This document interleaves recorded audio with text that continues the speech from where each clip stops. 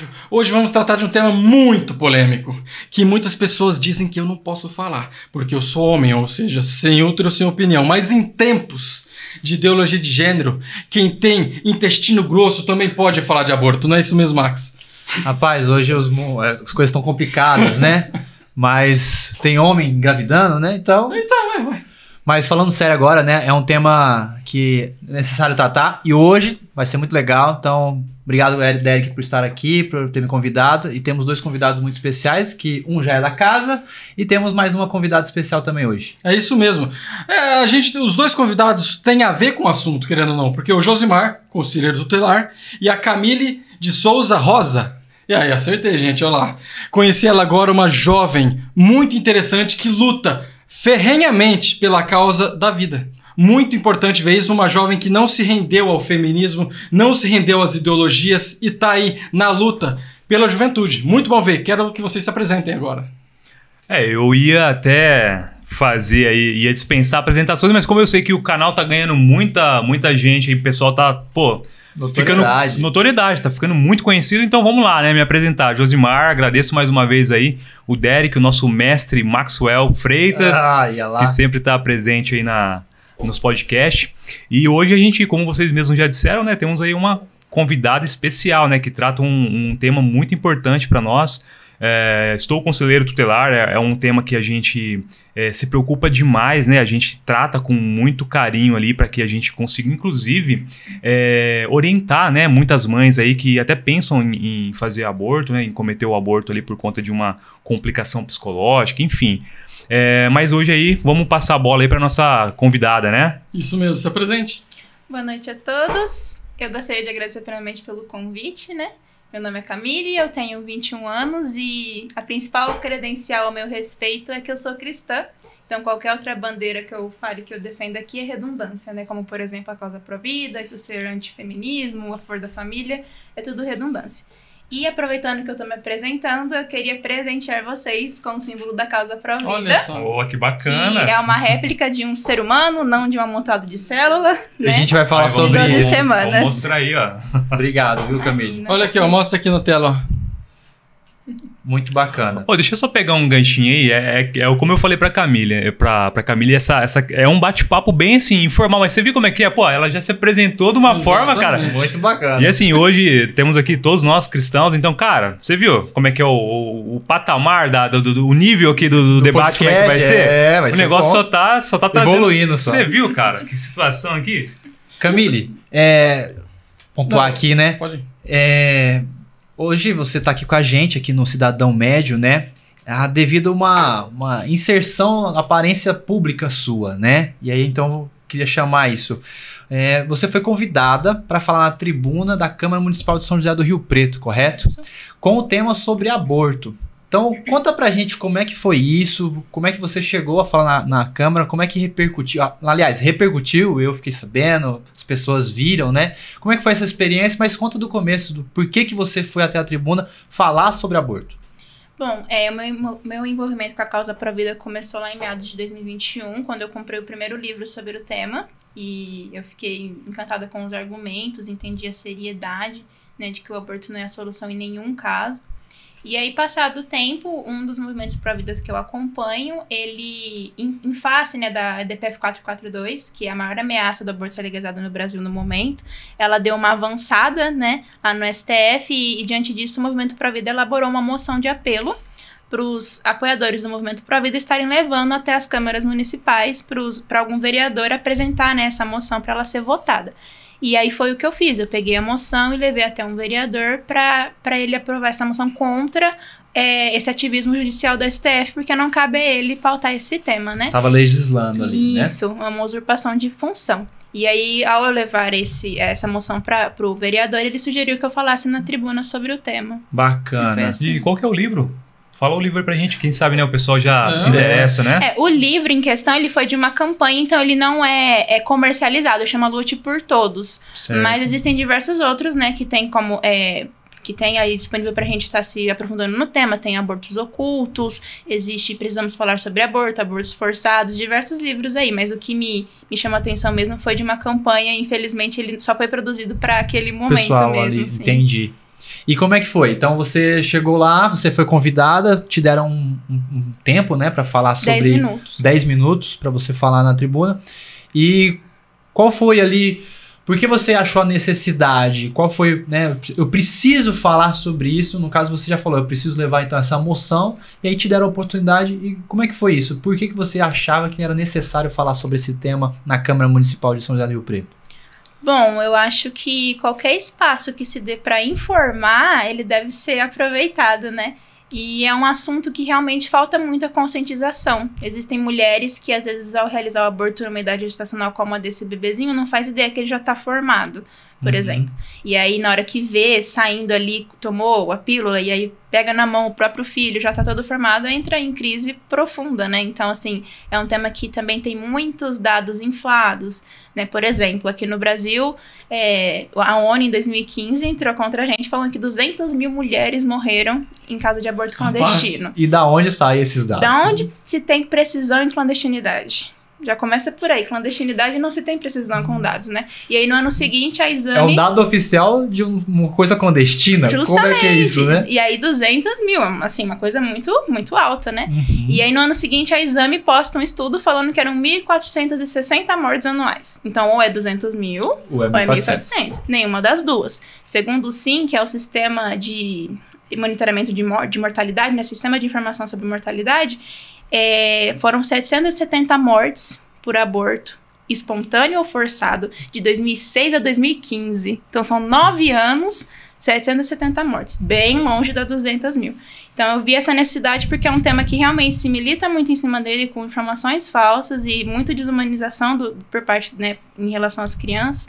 Então, eu realmente senti essa necessidade de usar esse espaço, esses 10 minutinhos ali para conscientizar, para informar mesmo. E o que te floresceu essa ideia de começar a lutar por isso? Como que foi? Com quantos anos você se prestou a começar a pesquisar sobre, a falar para as pessoas? Bom, como eu disse, né, em 2021 eu comecei a me interessar em estudar esses temas de ideologia. Então, comprei livros sobre feminismo, sobre aborto, sobre esquerda e direita, enfim... E aí eu senti a urgência, um pouco também, né, existe um versículo na Bíblia que fala assim, Provérbios 31:8, que fala para nós erguermos a voz em favor daquele que não pode se defender. Então foi algo que ficou muito forte no meu coração, porque um bebezinho não pode se defender, né? Então partiu muito daí, né? E então eu comecei a divulgar nas minhas redes sociais, falar para os meus familiares, né? Começar a divulgar mesmo essas informações do início da vida, né, de quando se inicia. Então, foi a partir de eu ficar inconformada dessas informações não estarem acessíveis a todos e pessoas, às vezes, serem a favor, por causa de uma informação muito simples que tá faltando ali para ela ser falada, sabe? Ela poderia mudar de opinião completamente, né? Então, começou assim. Então, uma coisa que o pessoal fala, quem defende o aborto, eles dizem que é um direito sobre o corpo da mulher. Como você vê isso? Bom, eu penso que primeiro é um outro corpo, né? Porque a gente não tem 4 braços, né? A partir daí. E é interessante porque, assim, a vida, ela começa na fecundação. Então, a partir do momento que o gameta masculino se encontra com o feminino, existe um DNA totalmente novo, único e irrepetível. E todas as informações dessa nova vida já estão lá. Então, é um DNA que não é o DNA da mulher. Não é o DNA do homem ali. É uma pessoa...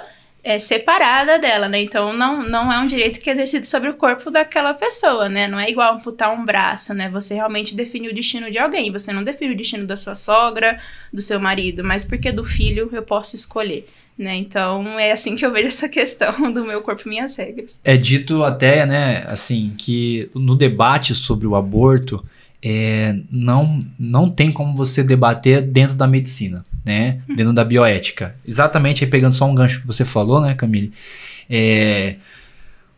A fecundação acontece através de um gameta masculino e um gameta feminino. Cada um carregando os 23 cromossomos. E aí na fecundação acontece então a somatória dos 46 cromossomos e aí se torna um zigoto. Que é um ser humano, não pode ser uma samambaia, não pode ser um cachorro, não pode ser uma outra coisa a não ser um ser humano, né? Então, ali, como você bem disse, é um novo DNA, é um novo código genético formado através dos 2 gametas, né? Então, como não há vida, se há uma geração de um código genético em que em processamento está a evolução, no sentido de que já é uma coisa que... algo que não é vivo, ele não se produz. Ele estaria ali estagnado. Então, como não há vida se ele não se ele está progredindo, né? Então, uma planta, ela é viva por quê? Porque ela cresce, ela germina, ela cresce, né? A semente já é uma vida, vamos colocar assim. O zigoto também já é uma vida, né? Sim, não é um amontoado de células, né? Como alguns vão defender. Amontoado de células somos todos nós. Vai reduzir um bebê a um amontoado de células? Mas é exatamente a questão aí da desumanização e da desvinculação do que é aquilo, né? A gente tem vários... Acho que depois a gente pode tratar até de como as coisas vão mudando de nome para poder tratar sobre o aborto, para tratar, né, sobre a mortificação ali daquele feto. E, Josimar, como você vê essa questão, como isso, como o conselho também é abordado dentro do conselho tutelar, o quanto que também isso, né, a Camille trouxe para nós aqui, que há muita desinformação, a falta de informação. Como é que você vê isso ali no caso prático, com mães e tudo mais? Para mim é uma situação hoje, enquanto pai, né? Nós tivemos ali uma gestação, acabamos perdendo, né? Na primeira gestação da minha esposa. Inclusive ela tinha... Vai um pouquinho mais para lá. Inclusive ela estava com 12 semanas, né? Quando a gente fez o ultrassom. E descobriu que aquela gestação ela não estava sendo evoluída, né? Não estava evoluindo. E naquele momento foi bem, bem complicado, porque assim, a minha esposa, a gente fala, pô, o marido não sofre tanto. Pô, claro que sofre, o marido sofre. Mas a mulher, por ela estar em transformação, os hormônios e tudo mais, eu tive que dar um suporte muito grande para ela naquele momento. E após aquela perca, né, a gente perdeu aquela gestação, foi um processo muito longo até ela conseguir finalizar. Ela não queria fazer a curetagem na época, né? E aí ela falou, não, eu vou esperar expelir, né, para poder depois tomar as outras providências com relação à medicação e tudo mais. E aí, passado aquele tempo, eu comecei a meditar bastante nesse tema, né? E aí, inclusive, veio vários casos que eu atuei no Conselho Tutelar, onde mães queriam entregar a criança, se falava em aborto também e tudo mais, então eu tratava com muita cautela para poder conseguir sensibilizar, porque nem sempre era presencial aquele atendimento. Muitas das vezes era por telefone. Então eu tentava segurar o máximo possível para poder tentar sensibilizar aquela mãe a não cometer o aborto, a realmente buscar um acompanhamento médico, psicológico, para poder finalizar aquela gestação, e depois ela tem o direito de fazer a entrega espontânea. Então, assim, o trabalho do conselheiro tutelar nessa função é muito importante. Então, por isso que a gente não pode deixar as ideologias contaminar. Inclusive, o cargo do conselheiro é muito importante. Eu ventilei demais, estava conversando com a Camille a respeito disso. É importante que tenhamos ali cristãos com posicionamento para poder tratar esse caso. Porque, pô, é algo assim que hoje minha filha com 6 meses, eu paro e penso naquele outro ser que infelizmente não foi da vontade de Deus que viesse ao mundo, é uma estrelinha, como diz a minha esposa hoje, né? Mas assim, a gente trata com... É um filhinho do céu, né? A gente trata eu trato com muita cautela para poder tentar resgatar aquela mãe ali, tentar sensibilizar, enfim, a gente é bem sensível nesse tema, né?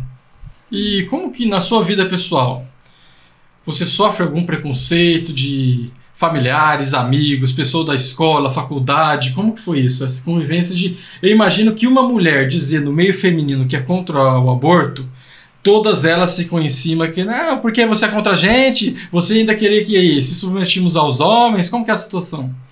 Olha, graças a Deus, no convívio familiar, em relação ao posicionamento contra o aborto, eles me apoiam bastante, né? A faculdade foi um ambiente que eu fugi, né? Eu não calculei bem as minhas ambições pessoais e vi que não... Ambiente hostil pra caramba, né? Muito, então não sou contra, né? Se eu quisesse de uma profissão... Qual faculdade que fez? Eu não fiz, eu fui assim, eu não iniciei ela, né? Eu atuo na área de design gráfico desde 16 anos, então eu falei, não é uma profissão que eu preciso de licença para exercer, não é médica, fisioterapeuta, então não vou me submeter a isso. Quanto mais em área de humanas, bem pensado, que tá muito mais tomada ainda, né? Então eu não ia pagar para ouvir coisa que eu não concordo, né? Mas assim, graças a Deus, em relação a isso, não é um ambiente hostil. Às vezes o que acontece é quando eu abordo um tema bem espinhoso, que é a questão dos anticoncepcionais serem potencialmente abortivos, já que a vida começa na fecundação. E eles possuem mecanismo de ação que pode agir após isso. E isso às vezes fica um pouquinho espinhoso mesmo, sabe? Porque é um fato mesmo, né? A vida começa na fecundação e aí para dar continuidade ali no desenvolvimento tem que se implantar. E muitos dos anticoncepcionais usados, eles geram um ambiente ali no útero hostil para isso. Então a mulher pode ter um aborto oculto, né? E esse bebezinho não conseguir se implantar no útero. Em relação a isso, eu tenho mais algum tipo de hostilidade, mas em relação ao aborto, não. O óvulo, ele não consegue não se implantar. Prende, ele já fecundado. E isso tem na bula, tá? Se você, por exemplo, procurar a bula do ciclo 21, tem até um trechinho dela aqui. Ele fala, o primeiro mecanismo de ação é inibir a ovulação. Contudo, o segundo mecanismo é alterar o muco cervical ali na entrada da vagina. E o terceiro é inibir a ovulação, tá na bula. Então, inibir a ovulação, inibir a implantação, né? A nidação, que fala. E aí, quando o anticoncepcional é inventado, esses de pílula, o DIU, enfim, tantos outros, eles mudam o início da vida para nidação por interesse comercial. Mas até ali da década de 60 era mais eufemismos, unânime. Né? Isso, era unânime essa questão da vida começar na fecundação, né? Tanto é que, por exemplo, o pai da genética moderna, Jérôme Lejeune, alguma coisa assim, ele é francês, ele fala que é o mesmo indivíduo desde a fecundação até a velhice. Ah, sim. Né? Ah, sim, que ele fala, né? Eu sendo velho, serei eu mesmo, e eu sendo uma criança, eu serei eu mesmo, né? Etapas diferentes da minha vida. E tanto é verdade que o indivíduo já está formado ali, que nesses, por exemplo, cenário de fertilização in vitro, eles conseguem detectar se é menino ou menina, o embrião antes de implantar, e se ele tem alguma doença cromossômica, como, por exemplo, síndrome de Down. Que é outro procedimento que eu sou totalmente contra, porque eles descartam os embriões que têm síndrome de Down, que é eugenia. Então, assim, sou contra essa manipulação artificial da vida, né? Então, você vê mas que eles... isso já vê no óvulo fecundado ou vê no sêmen? Fecundado. Não, no sêmen, não. Girado, né? Então, ali já consegue ver se é menino ou menina, se tem alguma anomalia cromossômica, né? Então, já tá tudo ali. E a implantação, ela ocorre no 5º ao 7º dia depois da fecundação. Então, nesses 5 dias aí que decorreu, já tá tudo ali sobre aquele novo ser humano, né? Tanto é que eles conseguem ver antes de implantar. Então, um assunto espinhoso agora eu vou falar. Vamos ver. A lei como qual já tá no Brasil, que dê acesso ao aborto no caso de estupro, no caso de... como que é? Risco à vida da mulher. E tem microcefalia? Anencefalia. Isso. Nesses casos, como você trata? Sou contra também. Todos eles? Todos eles. Porque, por exemplo, no caso de estupro, que é o mais espinhoso, assim, né? Que as pessoas ficam, mas é obrigado, enfim.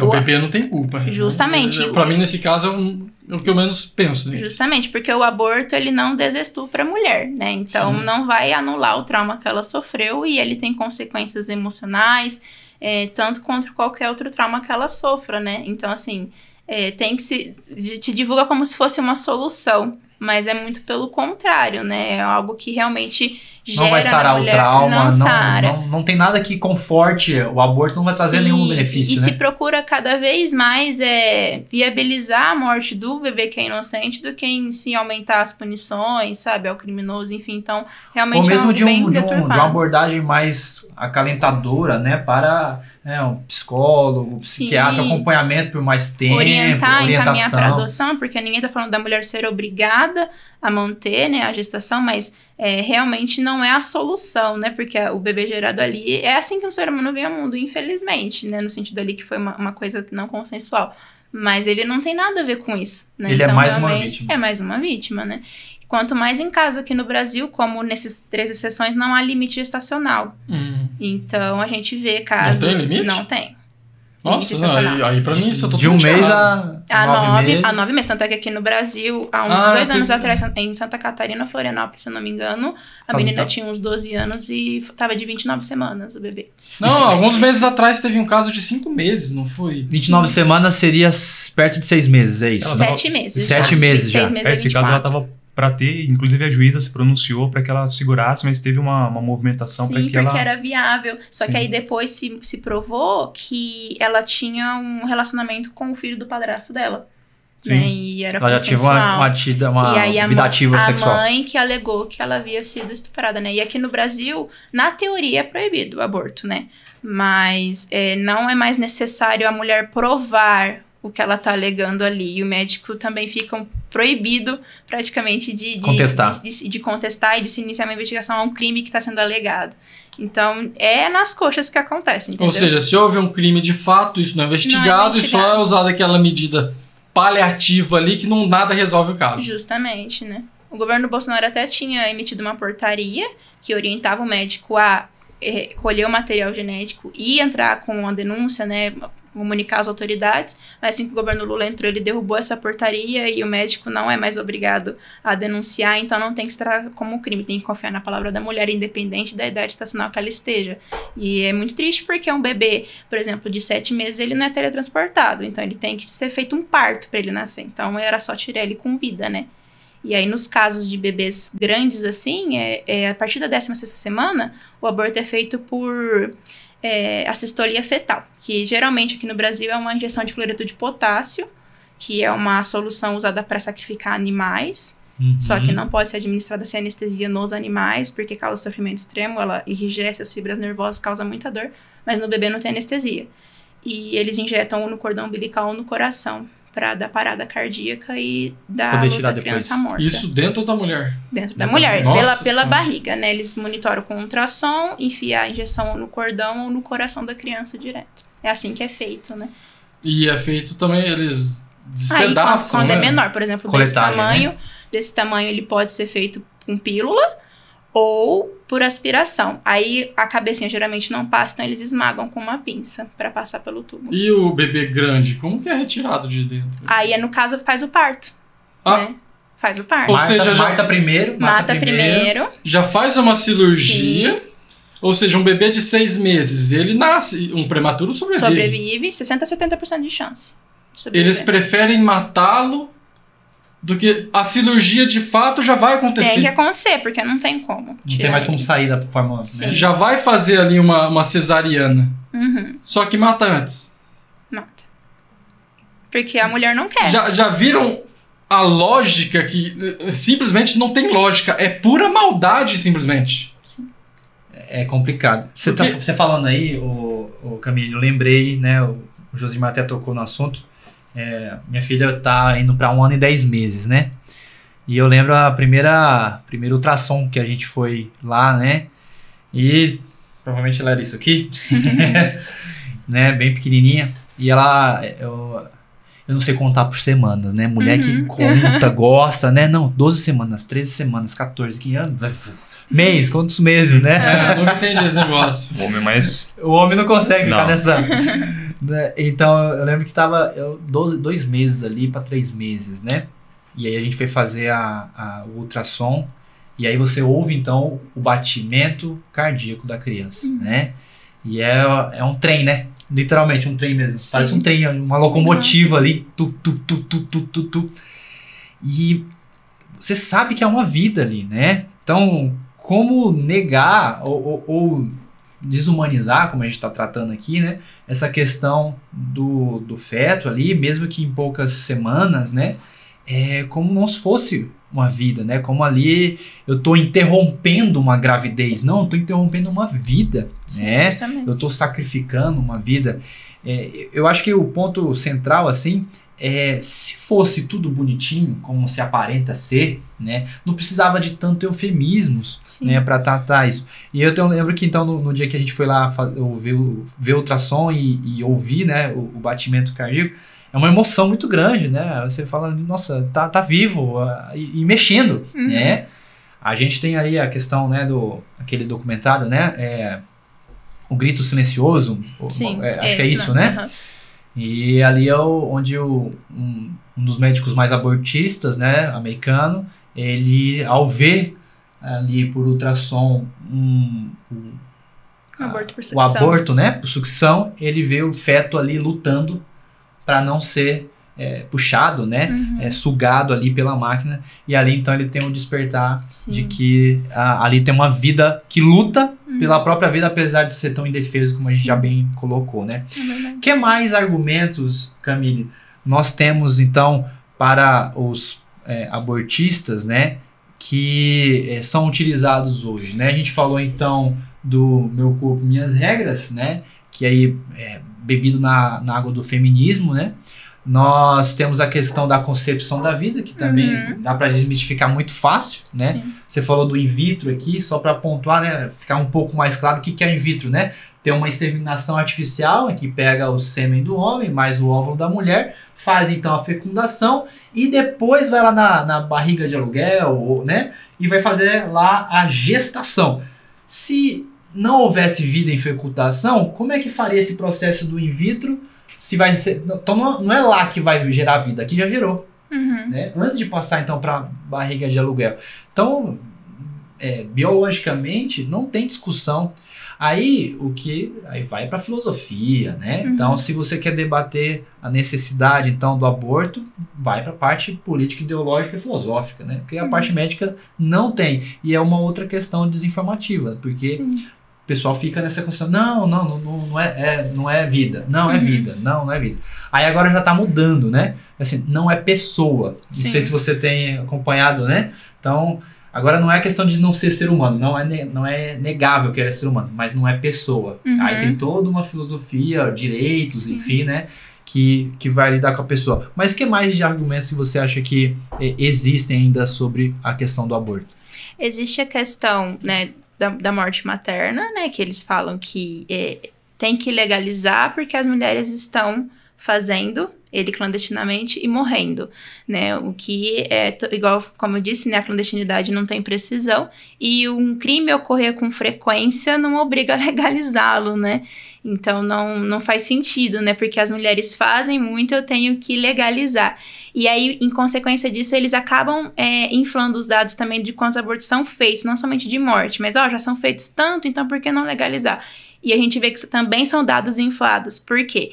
Um exemplo no Uruguai, antes de legalizar, eles falavam em 55 mil abortos por ano.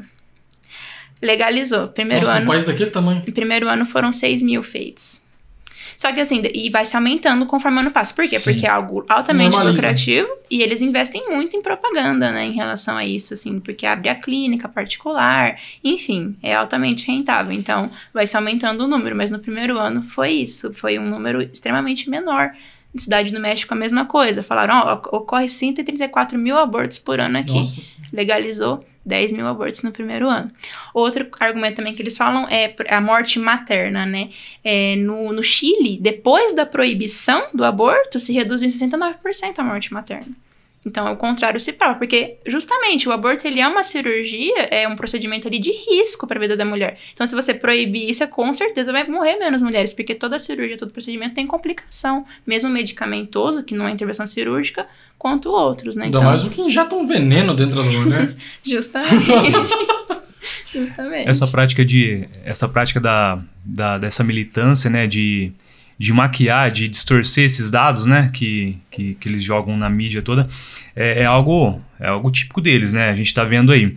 E quando você falou sobre essa questão do coraçãozinho e tudo mais, né, é algo assim, é algo sensacional, é algo, não tem explicação, né, não tem, só você sendo pai, sendo mãe mesmo para poder sentir, né, tudo isso. E essa questão toda do aborto, ela nos leva a ver que a gente precisa, né, de mais pessoas, assim como a Camille, né, de mais mulheres, né, com esse engajamento todo para poder ventilar essas informações, né, que não são mostradas, né. A gente vê muito pouco hoje, né, essa militância da direita, né. Então, acho que é muito bacana já aproveitar para poder parabenizar ela por esse engajamento, né, porque falar com tanta propriedade assim, do assunto, né, é algo assim, que nos motiva a cada vez mais interagir e conhecer, né, esse tema para poder tentar levar para mais mulheres, né, para poder propagar essas informações todas, né, porque a militância ela faz isso e nós também precisamos fazer, né, precisamos começar a ventilar tudo isso, né. Legal. Tem a maior clínica ou hospital, o que seja, né, de aborto, que é a Planned Parenthood lá. E uma prática que eles fazem, né, é que as mulheres que tomam a decisão, então, de fazer, você falou do coração, né, eu lembrei, fazem, então, a decisão de abortar, que elas não vejam o ultrassom. Sim, é verdade. Né? Acho que um vídeo, você mandou um vídeo pra gente, acho que sobre isso. Sobre uma vez, isso. Né? Então, veja, você tem que negar a realidade para que você possa tomar aquela decisão isento de culpa. Sim, né? É verdade. Então, como há uma malícia maligna, né? É complicado, às vezes, né? Meio que a gente tá aqui numa posição de acusar e apontar o dedo, mas não tem como não tratar disso, porque nós estamos falando de vida.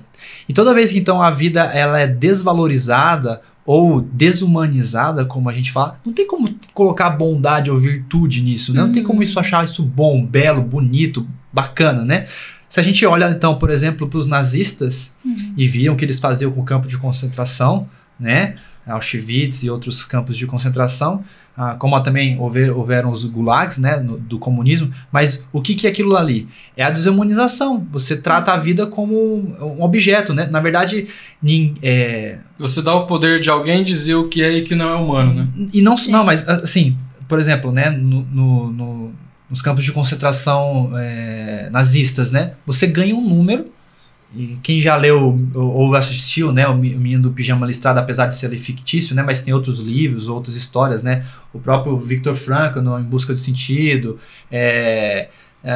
Isso é um Homem, do Primo Levi, que são homens que sobreviveram, né. Gosto da Lista de Schindler, aquele filme. Nossa. É muito bom também, que são homens que sobreviveram, então, aos campos nazistas, né, e você é nada. Ele fala, eu perdi tudo. Você perde a sua identidade. Então, assim, você descaracteriza aquela pessoa, como um ser humano, e aí, então, isso valida com que eu trate ela de qualquer jeito. Sim. Se a gente pegar as sociedades para trás, né? Os espartanos. O que acontecia quando a criança nascia com defeito? Jogava no abismo ali. Jogava a si mesmo, né? Sim. Os gregos também tinham um pouco disso, né? É o cristianismo que vai, então, dar valor à vida, dizendo que, né, ali os judeus já tinham essa percepção, né? Abraão ali já tinha essa... Deus já falava com Abraão nesse sentido. Já não tinha mais sacrifício animal e nem muito menos humano. Já não tinha humano, né? O animal teve, assim, mas... mas ele parou, né? Não, até o Velho Testamento é animal, continua só depois de Jesus Cristo, né? Mas a questão, assim, da valorização da vida, né? Isso é muito característico. Então, sociedades que a gente olha assim, nossa, como poderia, então, uma sociedade jogar o corpo de uma criança por um abismo, por uma ribanceira, enfim, né? A gente não tem como achar isso bonito. Ficavam lá corpos e corpos de crianças defeituosas, né? O próprio filme passa uma cena demonstrando isso, né? Porque tinha que ser guerreiro, então tinha que ser perfeito, tinha que ter... Então, aí a gente entra até no ponto, né? Eugenia. Camille, ao falarmos de aborto, tem como isso, né? As pautas, então, que estão ali associadas em defesa do aborto, tem como isso desassociar da eugenia? E como você vê essa questão dentro da eugenia? Entendi. Bom, não tem como desassociar porque, por exemplo, a fundadora da maior rede de clínica de aborto do mundo, ela era eugenista, né? Então, as primeiras clínicas, e até hoje a maioria das clínicas são construídas em bairros negros. Então, ela admitia que ela queria... A primeira foi no Brooklyn, né? Justamente, no Brooklyn. Então, ela queria melhorar a sociedade por meio desse controle artificial ali de nascimentos, né? Então, a propaganda era bem mais em cima de mulheres negras, enfim. Então, a origem disso ali, na era moderna, eu falo, né? Vem desse desejo de melhorar artificialmente a sociedade. Então, não tem como separar. E hoje ainda é um dado que os países se orgulham. Por exemplo, a Dinamarca faz as matérias lá orgulhosa que ela aborta quase 100% dos bebês com síndrome de Down. Então, vários países da Europa, né? Acho que não só mais a Dinamarca, mas tem vários. Porque como é algo que você vê na ultrassom morfológica, bem no comecinho, o médico já encaminha, né? E aproveitando que você falou dos campos de concentração, que era um lugar de tortura e tratamento desumano, né? A gente parte para a DPF, onde o PSOL argumenta, né? O Partido PSOL. O PSOL que entrou. Ele que ajuizou a DPF 442. E um dos principais argumentos dele nessa arguição é que a criminalização do aborto, ela vai contra a proibição que está na Constituição da tortura e do tratamento desumano e degradante, porque obriga a mulher a levar a termo uma gestação.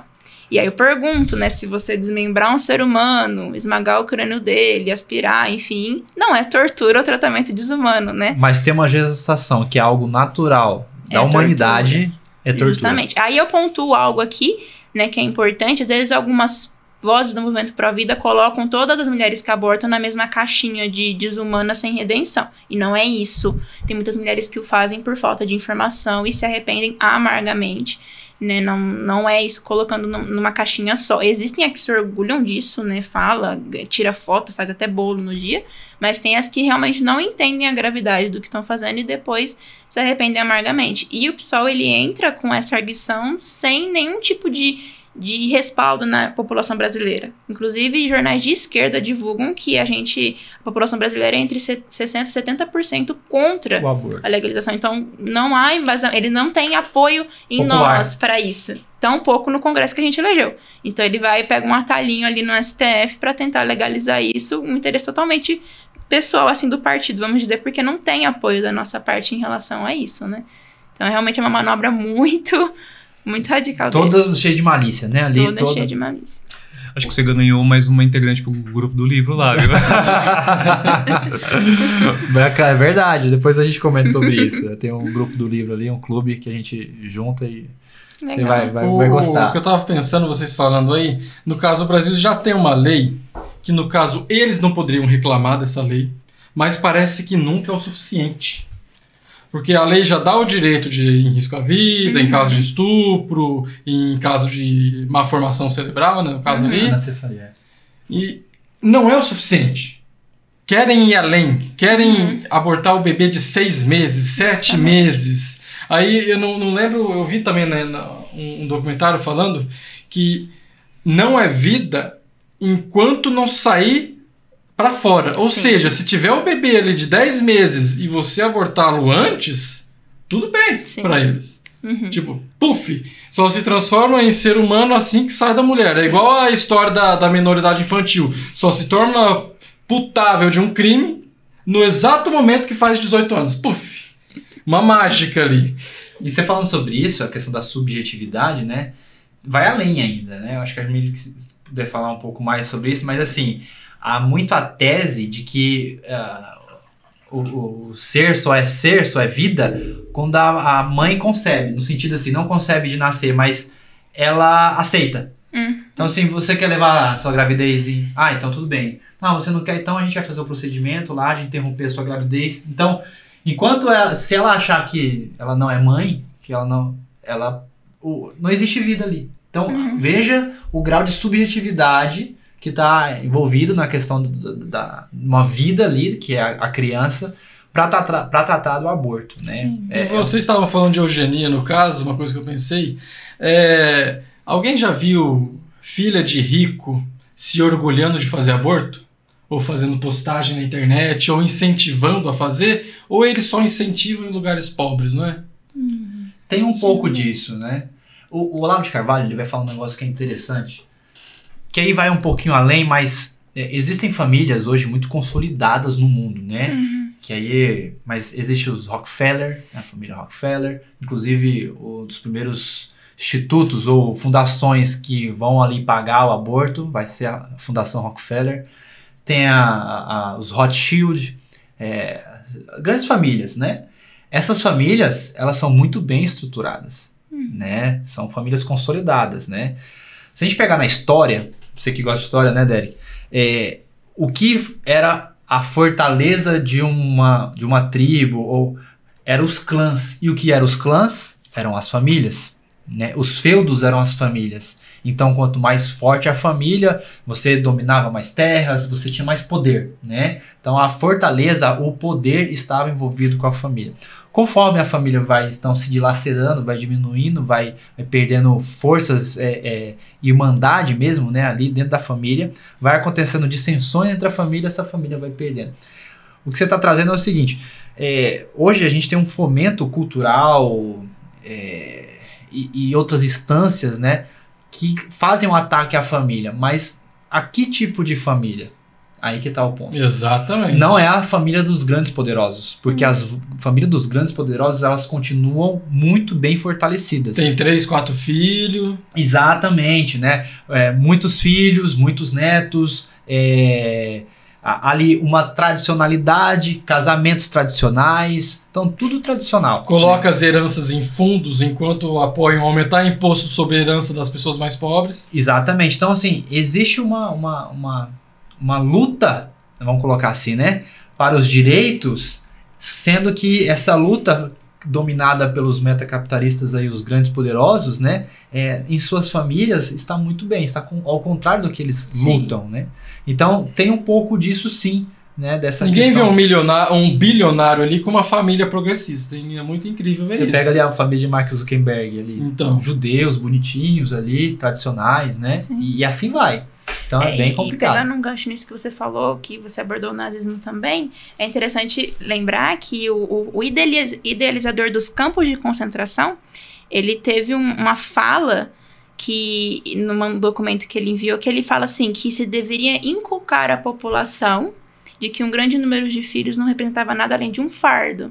E aí falou, tem que fazer isso por meio da TV, da propaganda, nos jornais, tudo o que puder. Então a gente vê que a propaganda, ela exerce uma influência muito grande nisso mesmo, né? E em relação à família dele, com certeza ele não pensava assim. Ele falou que tinha que inculcar na população para que eles entendessem como um fardo. E você vê isso se cumprindo, né? Aqui no Brasil, até os anos 60, por exemplo, a média de fecundidade ali das mulheres eram de 6 filhos por mulher. Você pega a sua avó, minha avó, sua 6 avó. filhos. A avó da Yasmin teve 21. Nossa. Olha aí, e agora tá em 1,2 filhos por mulher, então é abaixo da taxa de reposição, o que é extremamente preocupante. Então, quando é conveniente aumentar a população, eles começam a pregar a família numerosa, quando é conveniente diminuir, né? E enquanto cristão, a gente tem que ter muito cuidado com isso, porque a Bíblia alerta a gente a não tomar a forma do mundo. Então, a gente não pode enxergar a família como o mundo enxerga. Sim. Né? Então, a gente também não pode aderir a esse pensamento de filho ser um fardo, porque isso é outra coisa que atrapalha muito a adesão do momento pró-vida. Porque se o cristão não vê filho como Deus vê, que é como bênção, então não é irresponsável quem tem, não é corajoso, fala que é feliz. Bem-aventurado quem tem aljava cheia. E aljava cheia não é 2 flechas. Então, a gente tem que retornar a essa valorização da família. Porque, por exemplo, se uma mulher cristã fala que Deus me livre mais um filho, aí chega uma mulher grávida ali do 4º filho pensando em abortar, ela vai falar o quê pra essa mulher se ela tá falando pra Deus livrar ela de um 2º e de um 3º? Então a gente tem que retornar a como Deus pensa a respeito dos filhos, né? Isso é bem verdade, porque aí agora, ó a polêmica, Derek, cuidado, hein? Ó, não tô de vermelho hoje, né? Mas o capitalismo levou a uma visão utilitária da família, né? Sim. Então, a gente já pensa, tem que pôr o filho na escola e tem que pagar a fralda e não sei o que. Então, você tem toda uma visão ali financeira, né, de gastos, o que, beleza, tá dentro da realidade, mas você tem que ter uma visão de fé, portanto, espiritual. Justamente. Isso para os cristãos, né? Sim, para os cristãos. Mas bem objetivamente, todo mundo gasta mais em cerveja e churrasco do que gasta com o filho. Ou com o pet. Exatamente. Com ração cara. Então muita gente, meu filho dá despesa, tal, e gasta 70 conto cada dia ali no final de semana com cerveja. Você tocando... Muito mais do que com os filhos. Sim. É incrível isso. Incrível. Você tocando num ponto assim, é interessante porque vira um senso comum, né? Nós estamos falando aqui que há um senso comum em certas informações sobre o aborto e que elas não são verdadeiras, né? Ou no mínimo elas faltam muito informações. Sim. E há um senso comum nessa visão, então, nossa, você teve filho? Beleza, acabou sua vida, né? Tem um comentário pejorativo a respeito da família, principalmente dos filhos e filhas. O Josimar deve ter bastante ouvido isso. Aproveita para dormir enquanto não tem filho. Então, assim, tem todo um peso, fardo, que é colocado sobre a vida dos pais, né? Pelo mundo e às vezes até por cristãos. Sim. Né? Às vezes, assim, a gente, vamos colocar... corrompido no sentido assim de influenciado, né? Sim. Influenciado pelas palavras, pelo senso comum do mundo, a gente vai lá e, nossa, agora acabou sua vida, cara. Agora você não tem mais vida. Vai fechar a fábrica. Vai fechar a fábrica. Não, vai ter mais um, você é doido. Você vai ter mais um filho, você é doido. Então, assim, olha o quanto... Isso também, assim, a gente pode levar numa ponderação, que é o que diz que você está trazendo, né? Tipo assim, nós estamos desvalorizando a vida também nesse sentido. Justamente. Então, assim, o aborto, lógico, é um crime, é uma coisa nefasta mesmo, né? Inclusive eu lembrei de Nefários aqui, né? Então quem quiser assistir aí, ó, uma dica, Nefários, vai tratar sobre esse tema também, um pedaço lá do filme, né? Sobre o aborto. Mas essa desvalorização, então, do ser humano, sim, né? E ali ainda para os cristãos, né? Tem a promessa abraâmica, né? Justamente. Que fala assim, a tua descendência será mais que as estrelas, né? E eu abençoarei justamente toda a tua descendência. Então, como é que essa promessa vai se cumprir se nós, então, negamos os filhos de Deus virem para a terra? Justamente. E aí a gente olha para a Bíblia, não é só no Salmo que fala que é bênção, mas, por exemplo, quando Israel vai para o exílio na Babilônia, Deus manda, tenham filhos. No exílio, escravo. Então fala, o mundo de hoje tá difícil, você é escravo igual Israel era, porque mandaram eles ter filho nessa condição, né? Então é bem mais difícil no contexto dele do que do nosso, né? Não tô falando que é flores, não tô romantizando, é uma responsabilidade, enfim. Mas o pensamento do cristão tem que estar alinhado com o de Deus, não com a da agenda progressista. Eu né? sou muito prático também. Você fala que eu sou pragmático jamais. E minha situação de vida eu sempre falo. Observando a minha avó ali que está sendo tratada pela minha mãe, que minha avó tá com Alzheimer agora, minha mãe vive para ajudar ela. Eu vejo.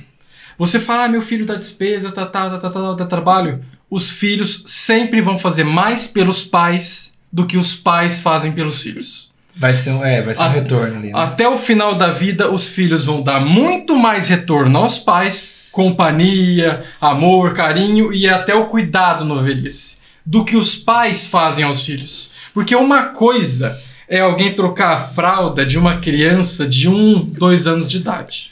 Outra coisa é trocar a fralda de um idoso de 80. Você nunca vai fazer isso pelo seu filho. Seu filho vai fazer isso por você. Você nunca vai sentir o cheiro de um idoso ali. Seu filho vai sentir. Isso, as pessoas ficam cheias de menino e falam, mas é a pura verdade. É uma realidade nua e crua, né? Os filhos sempre vão dar mais pelos pais do que os pais dão pelos filhos. Isso quando eu tiver meus filhos, com as filhas de vocês aí, os filhos, na vida de todo mundo. O seu filho vai ter que aguentar você vai chegar chato do trabalho, vai encher o saco, vai brigar um pouco. Não é você que está aguentando a birrinha de uma criança. É uma criança que está aguentando o mau humor de um adulto. Eu lembro a música do Renato Russo, né? São os seus filhos que tomam conta de mim. Aí ele fala, né? São crianças como você, assim como você será quando você crescer, né? Exatamente. Então, nunca é falar dessa parte. O filho é um fardo. E os pais não são? Para a criança? E aí você que me diga. Lá no Conselho Tutelar, Josimar, o que dá mais trabalho? As crianças ou os pais? Não, eu falo para as pessoas, o pessoal não acredita. Eu falo assim, a gente não trata a criança e o adolescente. A gente trata mais os pais do que a própria criança. Quem é o violador do direito da criança ou adolescente? Geralmente são os pais. São os pais. E você falando dessa forma aí, eu lembrei, cara, minha mãe, tipo assim, o que ela não fez pros filhos, ela faz pros netos, cara. E é aquele ditado, né? Uma avó estraga o neto. Estraga os netos. Cara, e não adianta você querer falar assim, não faz isso, não faz aquilo. Ela fala, não, eu vou fazer e pronto. E vai e faz, cara. Então, assim, é uma coisa... Me remeteu essa lembrança. Tem até um meme, né, Josimar? Não sei se você já viu aí rolando, né? O meme é assim, minha mãe cuidando de mim. Aí é a mulher com chicote, assim, né? Minha mãe cuidando dos meus netos. Olha, não pode bater que traumatiza. Talvez é porque a mãe viu que traumatizou. Cara, a minha mãe, ela tem, eu contando já os bafões da minha mãe já. Ela tem o hábito, cara, de beijar na boca dos netos. Ixi. Eu falo, mãe, a senhora não vai beijar na boca da Melinda. Se eu pegar a senhora beijando na boca da Melinda, a senhora vai ver só. Vou falar um monte pra senhora.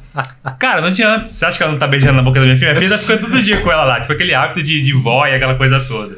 Tem hábito que não tira. Não. Mas, Josimar, aquela ponto que a gente tava tocando, né? Você que foi pai recentemente, você tem visto essa questão, então, de um esforço, né? De comentários ali reforçando o peso, né, o sacrifício, o fardo que é ter filhos. Você sentiu isso? No começo eu ouvi bastante as pessoas falando, assim como você pontuou, né?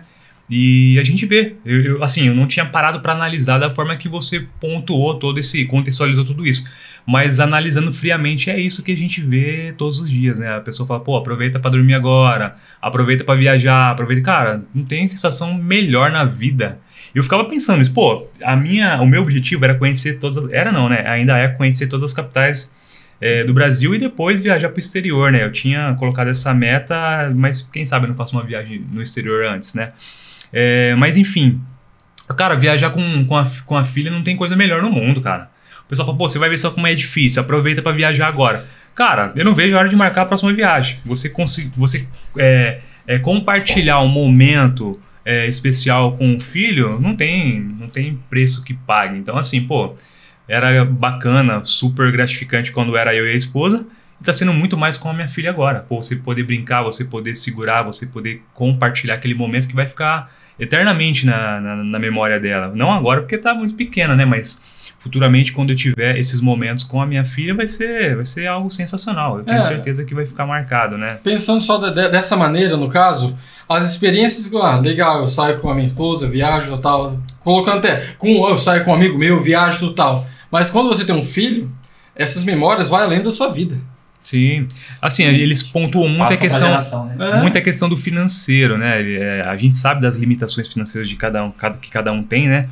Mas, cara, é uma coisa que eu ouvi do primo da minha esposa, ele é cristão também, e ele falou assim, ó, Deus vai suprir tudo o que vocês... Deus proverá um cordeiro, né? Deus proverá, tipo assim, cara, e é isso, não, é algo assim, ó, é algo fora do comum, não tem como explicar, é você cumprindo os mandamentos de Deus, você seguindo, você tendo fé... É algo assim, já tô pensando já no segundo. eu levei, igual você disse, Deus proverá. Eu comecei a pensar na minha vida, eu economizava, ganhava dinheiro, eu falei... essa palavra. Exploda-se. Eu vou parar de economizar e Deus vai prover. Eu tô ganhando muito mais dinheiro. Eu parei de ficar me esforçando totalmente a economizar dinheiro. Eu vou ali como esfirra, eu vou lá como lanche, eu saio, eu me divirto. E Deus tá provendo, tá indo. E olha a cutucada agora. E casar é a mesma coisa, viu, Derek? Casar é a mesma coisa. Aproveitando agora, Camille, né? E, Camille, acho que a gente já tem um ponto aí, já tratando bastante de assuntos, né? Como que a gente poderia, então, definir o que tá por trás do aborto, né? Que movimentos, que ideias, né? O que tá por trás do aborto? O que você poderia falar sobre isso pra gente?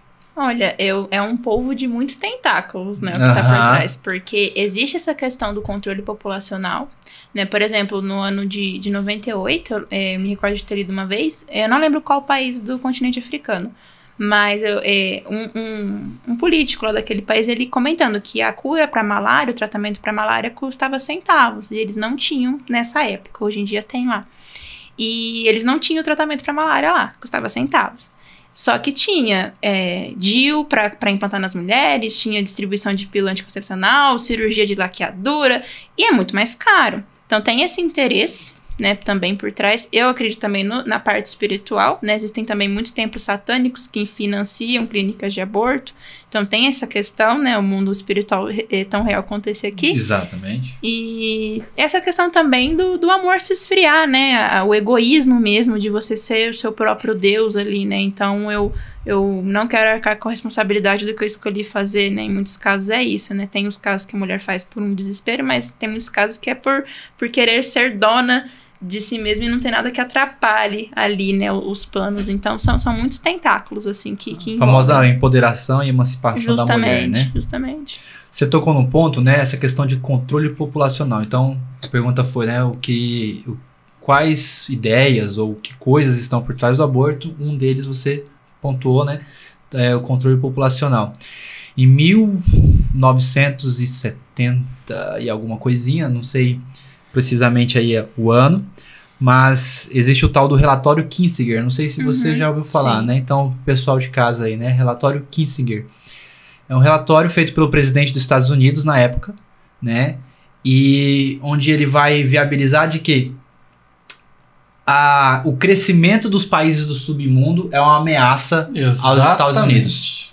Uma ameaça à soberania. Onde eu ia ir. Então, eles denomeiam nesse relatório 12 países, né? Entre eles, o Brasil sendo um desses países, né? Índia, ele vai colocar alguns países... E coloca mais uma coisa que, além de incentivar, porque eles sabem que quando se incentiva o aborto, ele vai na esfera populacional mais à margem. Ou seja, vai nos negros, indígenas, mais essa população. E também, ouvi dessa teoria, que eles intencionalmente fazem esses países terem uma qualidade de vida menor e sejam atrativos para homens brancos, ainda mais o Brasil, que o Brasil é um grande exportador de cidadão branco para esses países. Que eles fazem ter um país à margem com que morra a população à margem e as pessoas brancas imigram para eles, porque eles não têm mais a reprodução dessa população. Que é interessante, porque, querendo ou não, a população branca, ela já, historicamente, tem mais estudo no país, ela tem a capacidade produtiva melhor, porque teve mais chance de entrar no mercado de trabalho e nos ensinos. Então, eles priorizam acabar com a qualidade de vida desses países para ter essa importação de população. É, aquela história, né, de vender o problema, dar o problema para vender a solução, né? Sim. E aí mas esse relatório não é teoria não, ele existe, né? E ele foi divulgado em 1990, então ele foi secreto por muito tempo. Em 1990 foi divulgado. Então, os Estados Unidos queria controlar esses 12 países no sentido, não pode deixar esses países prosperar, porque a prosperidade deles atrapalha nossa soberania, nosso crescimento, enfim. E aí que tá por trás, então, que você vê, por exemplo, outras, né, ambientalismo e tal. Nunca eles vão vender a pauta como uma coisa assim, olha, eu preciso tirar recursos do Brasil, eu preciso explorar a Amazônia, Então eu não vou falar isso, eu vou falar que eu vou cuidar da Mata Atlântica. Né? Então, a questão do aborto tem outras vertentes por ali, como você falou, né? Medusas ali, cabeças por debaixo que você está escondido, né? Sim. Movimento feminista, com certeza é um deles, né? Eu gostaria que depois você pontuasse algumas coisas sobre isso. E a revolução sexual também vai ser. E aí, só para deixar a minha fala assim, um livro aí que eu indico, inclusive, para o pessoal de casa, acho que você já leu, né? É um livro que a gente vive muito hoje, tem muito a ver com o que nós estamos falando hoje, que é o Admirável Mundo Novo, né? O Admirável Mundo Novo foi escrito por Aldous Huxley e ele foi escrito em 1938, se eu não estou enganado, ou 32, né? Aldous Huxley faz parte da família Huxley, que era uma família muito forte no Reino Unido, e o primo ou irmão dele foi da Unesco, e eles ventilavam já a ideia da eugenia. O começo do século XX, essa ideia da eugenia, não é Hitler que do nada ele fala assim, não, precisamos criar uma raça superior. A ideia da eugenia ela já estava muito em pauta e era um assunto comum. Não, precisamos dar a uma raça, dá-la como escolhida. Era dado que o país era próspero devido à porcentagem de população branca que ele tinha. É, a raça ali, né? Então, inteligência e tudo mais, e todas umas ideias por trás disso, né? Então, esse livro vai tratar de que nós chegaremos num momento, num mundo, em que a libertinagem sexual, ela seria puramente para prazeres, desvinculada totalmente da família, né? Então, pronomes como pai e mãe, ou títulos, né? Como pai e mãe deixariam de existir, porque tudo era feito em... Já deixou, não é? No RG já deixou. Então, né, inclusive no Conselho Tutelar, né, você pode até falar sobre isso, existe ali uma palavrinha que não é para chamar de mãe, né? Então... É pessoa geradora lá? Tem um nome, né? O pessoal que usa mais é da ciência social, ainda o Conselho Tutelar ainda tá padrão ainda, mas tem... Qual que é o nome que utiliza? Eu não me recordo agora. Mas tem um nomezinho, né? Que não é pra não chamar de mãe, né? Sim. Agora estão chamando até mulher de pessoa que menstrua, né? Já não pode chamar de mulher, é pessoa que menstrua. Mas enfim, e o livro vai tratar dessa libertinagem sexual, onde o governo, o Estado, ele vai explorar a libertinagem, vai explorar a busca do prazer. Até droga o governo dá. Nossa. Que é tem um nome lá, a droga, agora me fugiu a memória, né? Mas a gente está muito parecido com o Admirável Mundo Novo por conta disso. E a questão da vida, ela é, assim, não há necessidade de ter um sentido de vida a não ser o prazer. Então, você sexualiza as crianças desde pequeno, né? Tudo isso está no livro, né? Você sexualiza as crianças desde pequeno, não há mais laços familiares, as pessoas são feitas para determinadas classes, né? Inclusive, por exemplo, um filme que trata um pouco disso, tem vários filmes que vão tratar assim, vai dar uma pincelada de Admirável Mundo Novo, né? Um deles vai ser o Super-Homem, quando ele vai falar de Krypton. Como é que Krypton é? Porque Krypton já não tem mais fecundação por ato sexual. É puramente tecnológica a questão, Aquele filme também do Stallone, que ele vai no... Ele é um policial que vai pro futuro. Qual que é o nome daquele filme? Esqueci. Eu também esqueci, mas... Maravilhoso aquele filme. Vai tratar... Não pode nem falar palavrão, que a pessoa recebe multa, e foi de 1990, eu acho, esse filme. 1992.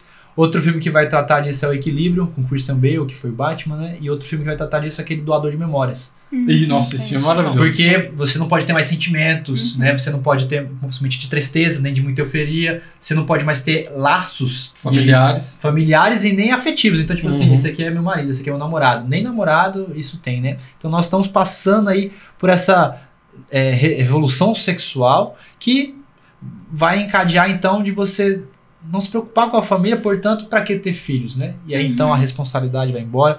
Mas eu falei demais. Coloque para nós um pouco sobre a questão do feminismo, que você tem, né, pontuado e tá por trás do aborto, e essa questão também da revolução sexual. O feminismo e o aborto, eles estão totalmente ligados, né? Porque, inclusive, se não me engano, Simone de Beauvoir falava muito que a mulher tinha que ser liberta da maternidade.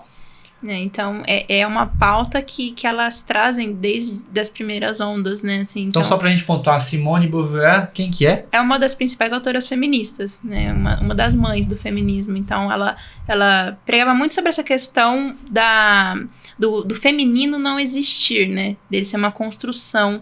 Então, tinha que ser desconstruído. A mulher em si era uma construção social. Tudo que é ilógico, né? Porque, no caso, o movimento pela defesa da mulher, mas a mulher não existe, é construída. Então, e não tem o conceito do que é mulher? Não tem, porque é tudo construído. Então, a sexualidade, ela tinha que ser vivida de maneira fluida, né? Com criança, com animal, enfim. Era bem perversa, assim, as ideias dela. E, dentre elas, tinha essa questão de libertar a mulher da maternidade, né, e não tem um ato, acho que para elas, de revolução maior, assim, do que a mulher matar o filho, né, não somente não engravidar, mas matar a criança, né, escolher o destino dela ali. Então, realmente é um movimento que é totalmente atrelado. E essa questão da revolução sexual também, né, porque desvincula totalmente, se fez uma dicotomia mesmo entre sexo e procriação. Então, quase como se fosse, assim... Porque não existe gravidez inesperada, né? Porque é uma consequência natural da relação sexual. Só que como a mente se separou, realmente veio como uma surpresa, né? Mas assim, é a forma natural que o ser humano vem ao mundo, né? Só que não é antinatural, é o que é normal. Justamente, né? Então, só que houve essa separação mesmo da promoção somente do prazer. E aí, quando entra uma criança em cena, que vai atrapalhar tudo isso, né? Outra questão que eu queria pegar um ganchinho que ele falou anteriormente foi sobre a questão de ser uma pessoa somente quando nasce, né? Considerando isso, muitos países consideram, né, que o bebê só vira uma pessoa constitucional após o nascimento. Existe um método de aborto que é o nascimento parcial. Então, eles retiram o bebê pelos pezinhos, não tira a cabeça, porque se tirar tudo da mulher, ele já nasceu. Então, eles deixam a cabeça dentro da barriga, ou se for parto normal, né, dentro do canal de parto, e eles furam a nuca e aspiram o cérebro para a criança morrer. E já foram encontrados, se eu não me engano, 2 anos atrás, 5 corpinhos de crianças que foram abortadas, assassinadas, né, dessa forma. A Planned Parenthood negociar órgão, tecido, enfim, então foi achado em balde essas crianças e elas foram abortadas dessa forma. Então, realmente... nefasto, né? Chega num nível, assim, de crueldade mesmo surreal. E essa questão da pessoa constitucional ser reconhecida após o nascimento é muito abordada na DPF. Então, é um tema que tem que ficar muito atento também. Porque, apesar do PSOL defender o aborto da 12ª semana, ele comemorou quando foi legalizado até a 24ª na Colômbia, fez um tweet comemorando. Como que alguém comemora isso? Eu fico maluco. Justamente. E ele defende muito essa questão da pessoa constitucional ser só após o nascimento, na DPF inteira, né? Então é algo que tem que ficar muito atento a isso, né? Você ser detentor de direito, assim, acontece uma mágica com o canal de parto, né? Então antes disso você não tem que ser protegido, na hora que você passa ali, pronto, é um cidadão com direitos, né? Essa questão aí da parte de direito, né? Eu acho que vai dar muito pano pra manga, porque nós vamos ter um novo Código de Direito Civil aí. E o Código de Direito Civil que tá para vir, que já foi votado e foi aceito, ele vai vir já nesses moldes. Sim, ele trata o bebê no ventre como potencialidade de vida, né? É negar tanto a realidade que eu fico inacreditado. Mas se não acontecer isso, né, precisa negar a realidade. Só tem como apoiar algo dessa maneira negando a realidade. Então, assim, o novo Código de Direito Civil, não só essa pauta, mas a pauta que a gente está tratando nessa, mas vai vir com muitas, assim, coisas absurdas, né, e realmente vai ser complicado. Vai ter muita luta para fazer, porque eles vão usar, então, de um Código Civil para legitimar, então, vieses, né, ideológicos, políticos que estão se colocando, como foi falado, que não passou pelo Legislativo, mas vai ser aprovado como... eu esqueci ali o termo, né, jurídico, mas fazer parte ali da Constituição, né? Não é algo na Constituição, mas é um Código de Civil vinculado à Constituição. Então, é bem complicado. Eu queria falar um negócio. Primeiramente, esse tema é muito amplo. Sempre quando se fala de lei ou qualquer outra coisa, lembra-se, lei é o que alguém que tem um poder institucional diz que vai acontecer. Não importa a ética, não importa nada além disso para essa pessoa. A única coisa que importa é se ela tem pessoas armadas que fazem essa lei ser cumprida. Essa é a definição de lei. Qualquer definição além disso é mentirosa. Lei é aquilo que uma pessoa que tem poder institucional de pessoas armadas para fazer essa lei ser cumprida. E o que eu digo além disso toda lei ela é criada, às vezes com objetivo além daquele que é a própria lei tratada. Nesse caso, a gente está tratando sobre a desumanização de seres humanos. Quem dirá que essa lei vai tratar só de bebês no futuro? Porque tudo que eu vejo agora é pessoas negando a realidade, tirando o poder do cidadão comum e cada vez mais desumanizando esse cidadão comum, levando ele a uma situação de anestesia da realidade em que cada vez mais, tratando da própria história, o cidadão trabalha mais, produz mais, só que o poder de compra dele nunca aumenta, a herança dele para a família nunca aumenta, ou seja, tudo isso que a gente se trata é sobre leis e direitos ou sobre como manter toda uma população escrava do sistema? Estrutura. Você falando sobre lei, eu queria dar um gancho aqui, antes de passar para a Camille. Em 1979 acontece a Revolução, acho que 75 na verdade, né? A Revolução Cultural na China, né? Onde o Mao Tse Tung, então, alcança o poder. Em 1979, ele vai criar a política de um filho único, né?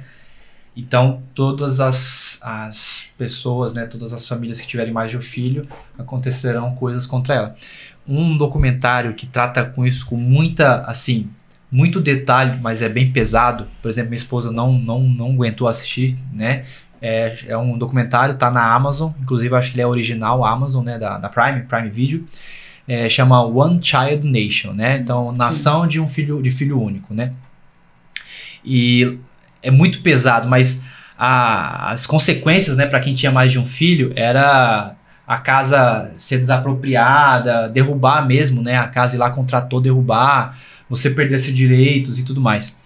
E a teoria vem embasada na questão da populacional, né? Então, vamos ter um grande crescimento demográfico e precisamos, então, conter isso aí. Então, precisamos que... Que ano que foi que teve isso? 79. E aí eu queria foi logo após os Estados Unidos começar a dialogar com a China. Logo após. Conveniente, não? E aí, em 1982 ou 83... esta política ela é emendada na Constituição chinesa. Então, o que você está falando de lei, né? O que eu quero colocar é que qualquer barbaridade pode ser colocada em lei e vigorar, né? A gente tem o nazismo, quando então a questão dos judeus e considerar os judeus como um povo ali inimigo, né? Foi tudo embasado legalmente. A escravidão foi lei. Exatamente. Então, assim, essa apartheid. A gente tem que ter muito cuidado com isso, porque a lei ela não tem um vigor em si, a não ser o propósito que ela possa trazer, né? Então, passa-se como a lei tivesse uma virtude por si só, né? Ainda tratando do One Child Nation, né? Voltando a uma questão que a gente já tratou aqui, o que o governo chinês começou a fazer? Propagandas. Veja como é mais bonito ter uma família de um filho só. veja como as famílias de um filho só são mais estruturadas, né, tem mais benefícios, né? Então, há toda uma divulgação. Será que os chefes do partido tinham um filho só? Com certeza não. Então, assim, havia propaganda cultural em todos os sentidos. Eram peças que passavam nas vilas, nas cidades e tudo mais, né? Nas tribuzinhas, falando sobre isso. Eram propagandas televisionadas, eram músicas, corais. Tudo isso era divulgado pelo governo para então tratar. Só foi acabar a política de um filho único em 2015. Uhum. E assim, as cenas e as consequências disso são as mais assim, nefastas, né? Existe lá tinha um córrego, um rio, onde as crianças eram colocadas em sacolas, né? Com os fetos eram jogados, né? Então esse documentário eu indico, One Child Nation, para quem quiser. São 2 chinesas que nasceram nessa época, conviveram, tiveram pessoas próximas que abortaram, né? E aí então elas foram para os Estados Unidos, hoje elas moram lá, e aí elas voltaram para fazer esse documentário, né? O documentário ganhou até fora a grande parte de abortos de meninas, né? De bebês meninas que todo mundo só teria um, então o pessoal que, como a maioria da China é rural, né? Eles queriam ter somente filhos, porque trabalharia no serviço braçal ali para eles. E a questão dessa política de boom demográfico, né? Ela sempre foi uma falácia, né? Então veio de Malthus, que vai dizer que vai ter quanto mais gente, vai acabar a comida, né? Até, eu não lembro se você lembrar o nome, lá da década de 40, 50, foi dito que em 1970 ia acabar a comida do mundo. Né? E nunca aconteceu isso, porque quanto mais pessoas, mais gente trabalhando, mais produção, né? Então é inversamente proporcional. Fora a tecnologia que se aumenta, a produção da pessoa aumenta muito mais ainda. Perfeito, então tudo isso é colocado, só que então é colocado que a gente ia chegar nesse boom de ter muita gente e pouca comida, e a gente tá vendo ao contrário. E aí falando do assunto da pessoa em voga na Elon Musk, né? Não vamos falar sobre o caso em específico, mas o Elon Musk ele falou num podcast... Não faz meu canal cair, não. o Elonzinho Musk, ele falou que a gente vai se surpreender, né? Porque nós vamos ter sim um problema demográfico, mas ao contrário, que é o que acontece hoje no Japão, né? Pela uma política e às vezes até culturalmente, né? De um filho só, ou às vezes nem 2. Então, assim, as gerações elas vão cada vez mais envelhecer, não há gerações novas, e isso acaba gerando um monte de problema. A gente já tem isso na questão da Previdência. Sim. Temos a Previdência lá a pirâmide da Previdência já está ao contrário, né? Então, temos lá os mais velhos e poucos aqui na juventude. Então, realmente é uma questão que é incrível como todos os pontos que a gente vai falar, a gente acha ali uma armadilha, uma falácia, um negócio ali que está escondido, que não é bem aquilo. Sim. E a gente precisa, então, demonstrar a verdade, né, Camille? Sim. Pegando esse gancho que vocês falaram de lei, é interessante também que dá para argumentar em relação ao aborto no campo da lógica também. Porque, assim, teoricamente, a lei ela existe para estimular a melhor ação, a melhor atitude e reprimir as piores, buscando tornar a sociedade mais saudável, harmoniosa, enfim. Então, esse seria o objetivo na teoria de uma lei, né? E aí a gente pega o que o aborto causa na mulher. Por exemplo, teve um estudo que foi publicado no Jornal Britânico de Psiquiatria, ele foi feito com 900 mil mulheres, uma amostragem bem considerável em 6 países diferentes. Então, a localização também é considerável. Aumenta em 155% o risco de cometer suicídio.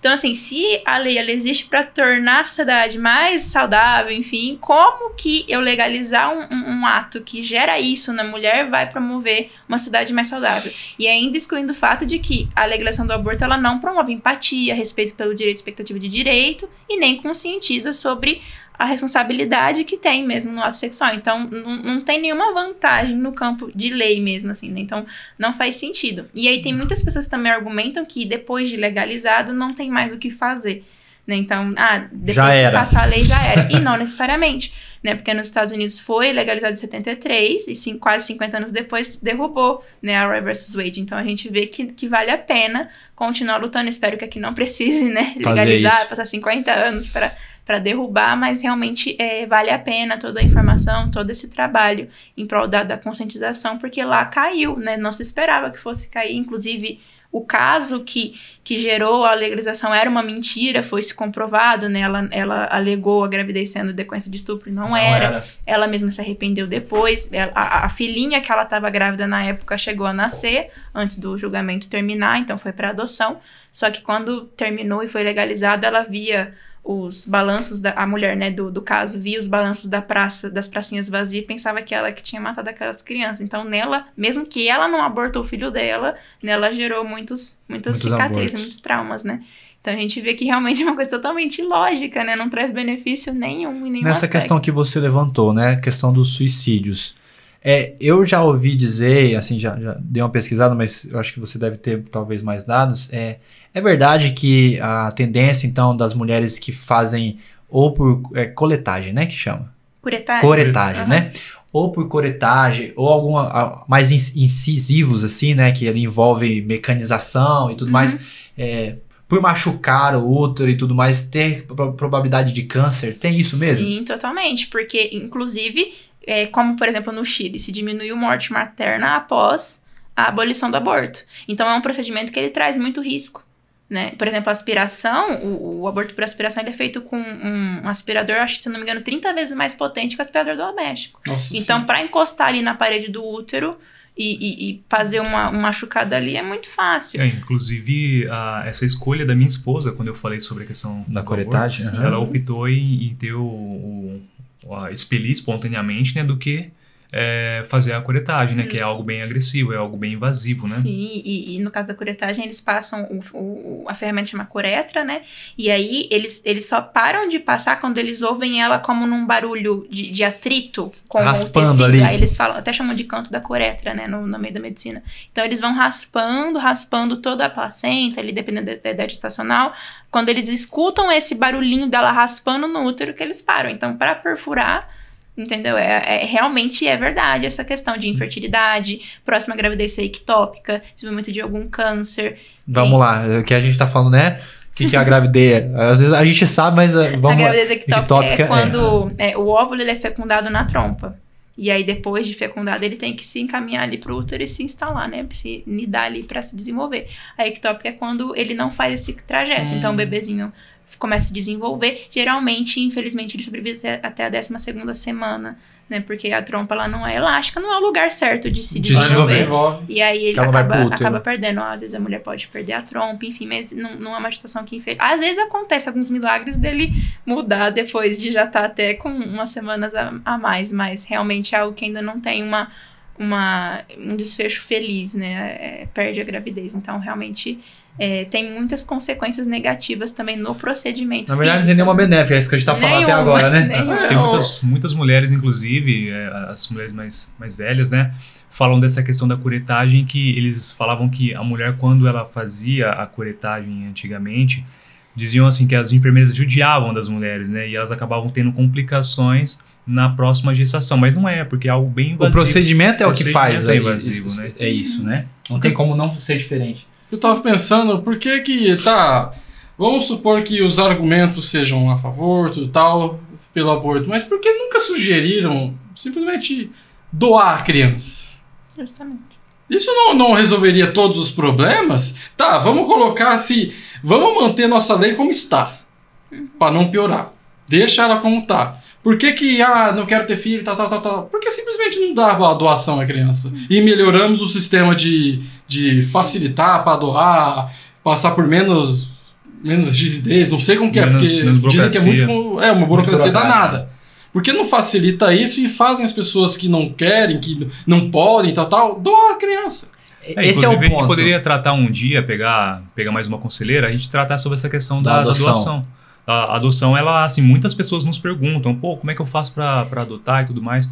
É algo, inclusive, que a mulher do Matheus, ela falou assim, Josimar, vocês precisam começar a ventilar mais essa questão da doação. Sim, então é algo bacana. Adoção. Sim. Adoção. E pegando o gancho na adoção, é muito interessante pontuar isso, por quê? Porque se a pessoa doar assim que nascer, ela vai doar para adoção um recém-nascido. E aqui no Brasil, existem mais ou menos umas 5 mil crianças disponíveis para adoção aptas, e mais de 30 mil casais na fila. Porque o perfil não bate, né? Aqui no Brasil, não é aquele perfil da mãe que o bebê no cesto e deixa na porta. Não é isso. O Josimar vai saber. São crianças retiradas da família, às vezes em grupos de irmãos. Então, elas estão lá para adoção. Só que um bebê, ele iria muito mais rápido. Então, além disso, pensar assim, vai crescer no orfanato. Não vai.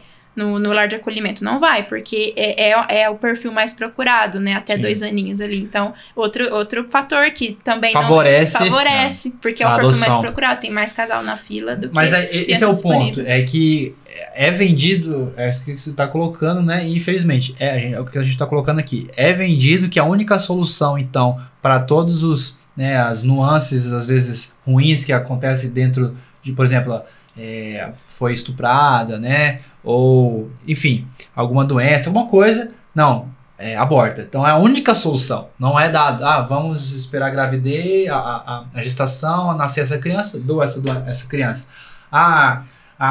É uma criança que vai dar luz a outra criança, não tem condições, dou essa criança. Então sempre a solução é o aborto, que é o matar. Então realmente se fica ali perplexo. Lógico. Né? Você fica perplexo. Como assim? Tipo, igual no caso que eu tô transtornado até agora. É feita cesariana, mas escolhe matar antes. Justamente. Porque simplesmente não faz e leva a doação. Sim, no caso da menina de 10 anos que aconteceu aqui, aquele foi realmente um estupro que aconteceu pelo tio dela de 33. Realmente é um caso muito triste. Não tô falando que ela tinha que cuidar da criança, mas ela já tava de 22 semanas. 24 semanas o bebê já é bem viável, sabe? De sobreviver fora da barriga. E o primeiro diagnóstico ali que foi dado pra ela era que era possível aguentar mais alguns dias a gestação. E foi feito aborto salino no bebê, que é esse da injeção de cloreto de potássio. Além de aumentar, coloca a menina sobre um procedimento totalmente horrível, o risco da vida dela, escolhe matar junto a outra criança. E se fez a cesárea, né? Então era só retirar com vida, colocar numa... Não tô falando pra esperar até os 9 meses, né? Mas coloca numa incubadora, enfim, dá um acesso ali de um prematuro, né? E encaminha pra adoção. Né? Não teria necessidade. Mas será que o Estado poderia, então, ter interesse pela vida se ele pudesse, se ele tratasse dessa forma? E essa questão do lema, assim, a criança não é mãe. Ela já é mãe quando ela engravidou, só que aí vai fazer ela ser mãe de um filho morto. Só mudou isso, porque o bebê já existiu. Sim, ela já daria a oportunidade de outra mulher ser mãe. Justamente, porque não muda, né, o fato. Igual o bebê que o Josimar perdeu. É o segundo filho ali, o primeiro filho, sabe? Não muda, ele existiu. Ele não desistiu, né? Ele não deixou de acontecer, né? Tipo, se uma mulher perde o marido, ela não passa a ser solteira, ela passa a ser viúva. Justamente. Então, ela se tornou mãe de um filho morto. Infelizmente, era uma criança, enfim, um contexto muito triste, mas assim...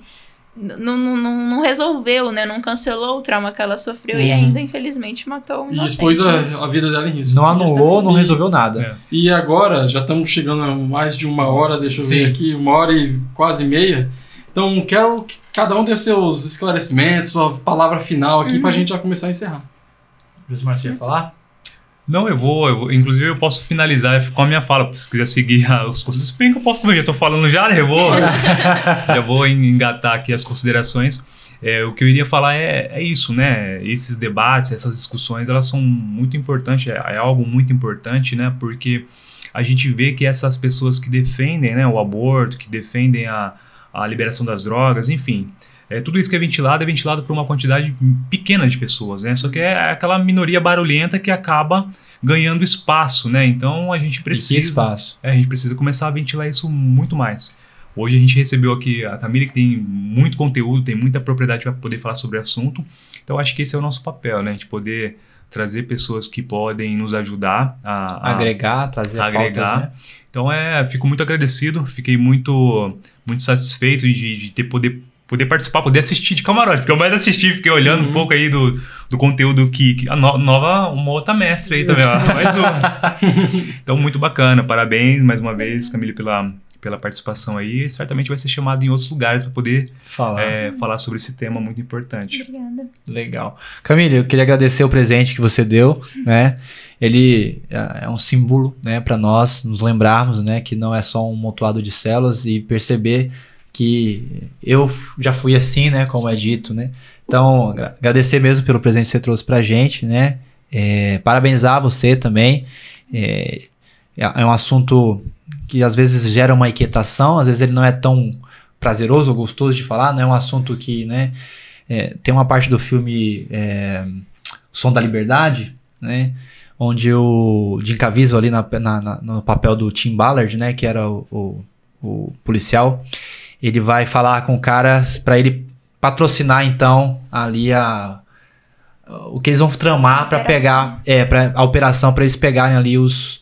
E aí na conversa, ele conversa com ele e fala assim, olha, eu sei que não é um assunto que vai se debater, não é civilizadamente educado falar sobre esse assunto, né? Que no caso é tráfico de crianças e pedofilia infantil. Mas é um assunto que tem que ser tratado. Sim. Então aqui às vezes não é um assunto tão legal de se falar, né? É um assunto que gera polêmica, como foi falado, mas é necessário que se trate porque nós estamos falando sobre vida, né? E aí, como pegando um gancho, né? Não, se nenhum filho de Deus pode ser vendido, muito menos matado. Sim, né? sim, então, muito obrigado pelo seu presente e lembrança que trouxe a nós. Obrigado ao Derek, que também abriu espaço para a Camille, para nós falarmos sobre esse tema, né? Muito legal que a gente tenha isso em São José do Rio Preto, né? Um debate tão fundamentado, muitas informações a Camille trouxe para a gente aqui, e são assuntos que a gente precisa ventilar porque a verdade liberta, né? Então, libertar as pessoas, às vezes, de amarras que pessoas muito interessadas, que você seja enganado, vendem uma coisa como benefício e na verdade é um malefício, né? Acho que é isso. Quer deixar alguma coisa? Alguma consideração final? Isso. Primeiro eu queria agradecer pelo convite, né? O Josimar pessoalmente que me mandou a mensagem, né? De surpresa ali.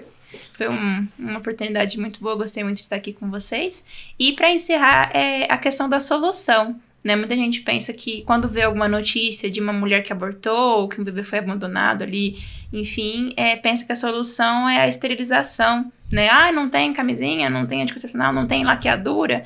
E não é essa a solução, né? A gente tem que dar alguns passinhos para trás e realmente retornar aos valores cristãos, né? Não adianta, a nossa sociedade é fundada neles, e essa valorização mesmo do casamento, da família, da vida que vai resolver. Porque a pessoa não ter filhos, mas continuar numa vida promíscua não é a solução para isso, né? Então, que a gente possa realmente retornar a esses valores, né? Propagar cada vez mais eles.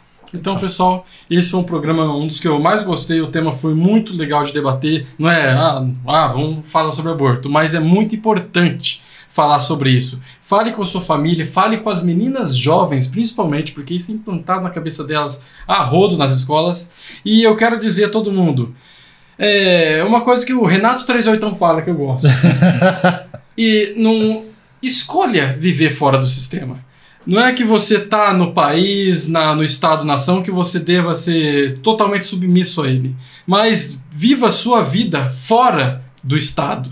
Viva a sua vida com sua família e seus amigos. Esquece a política. Faça com que ela não afete a sua vida. E lute pelos seus valores. Saia do sistema e seja feliz. É isso que eu quero dizer a todos os cidadãos médios por aí. Foi muito bom. Obrigado a todos. E é isso aí. Valeu!